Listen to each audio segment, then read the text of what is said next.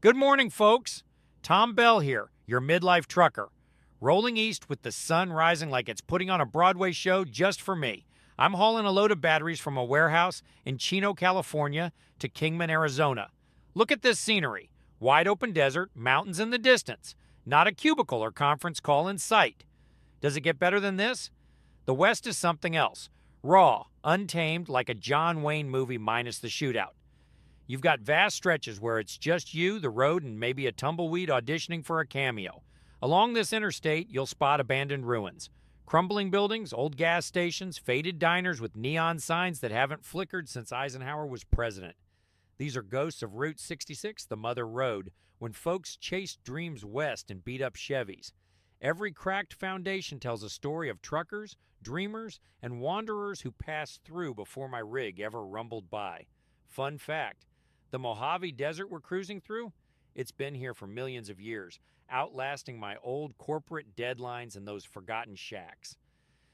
Back in my suit and tie days as a senior VP, I'd be stuck in a boardroom debating budgets. Now I'm out here debating whether to crank the radio or just soak in the silence. This is freedom, folks. No PowerPoint presentation can touch the open road. The West's got this magic that makes you feel small but alive, and I'm all in for it. All right, we're at the delivery location in Kingman. This is one of those sweet gigs where I back into the dock and the warehouse crew takes it from there. Now, waiting is part of the trucking life. How much depends on what kind of trucking you do.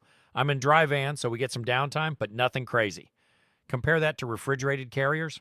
Man, those guys might as well pack a lunch and a novel. Some of their stops take so long you could grow a beard or knit a sweater. Me?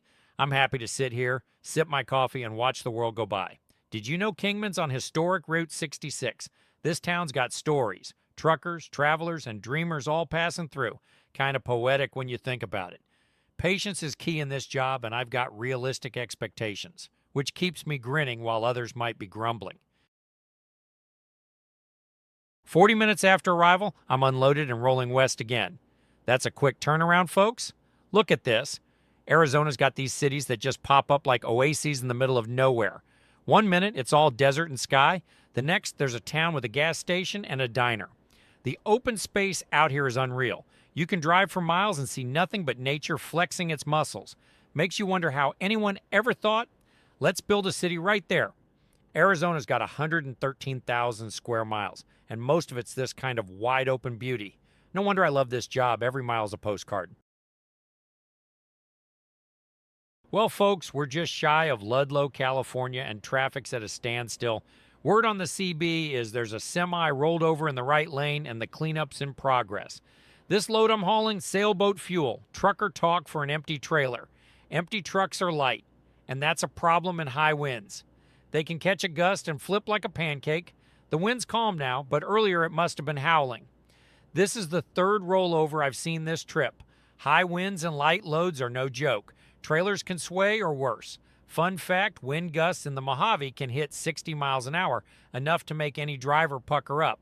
The delay here could be one of those adverse conditions that the hours of service allows, but my clocks are good, so I won't need to use it. Here we are, stuck in traffic again, but this time it's not a wreck. It's just California being California. Traffic's thicker than my old corporate expense reports.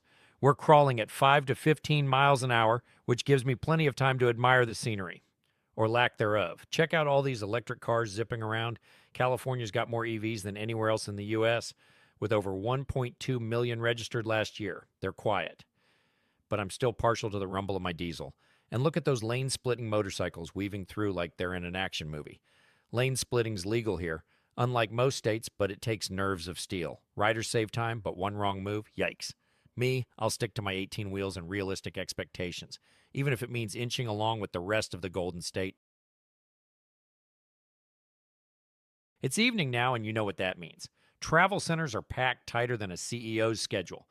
My plan? Overnight at our cross dock in Ontario.